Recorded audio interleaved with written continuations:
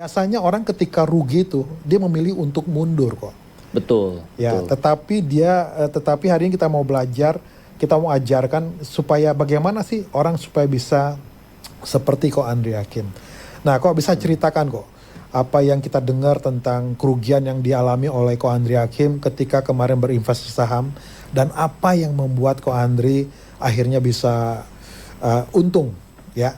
Karena sebenarnya yang terpenting itu menurut saya mental, Pak Firman. Mental ya. Mental. Karena sebelum saya investasi saham, sebelumnya saya kan pebisnis ya.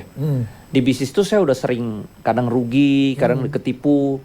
Lalu saya juga dulu diajarin sama orang tua saya, kalau lu mau untung besar, lu harus berani rugi besar. Untung besar, rugi mau besar. bisnis harus berani rugi gitu loh. Nggak ada bisnis yang selalu untung, pasti untung tuh nggak ada. Nah, menurut saya investasi sama bisnis tuh sama. Jadi kalau kita mau untung di investasi, kita harus berani rugi juga gitu loh. Jadi mentalnya harus udah ada gitu loh. Nah, jadi kalau kita menggunakan mental bisnis di dalam kita berinvestasi, itu kita bisa sukses.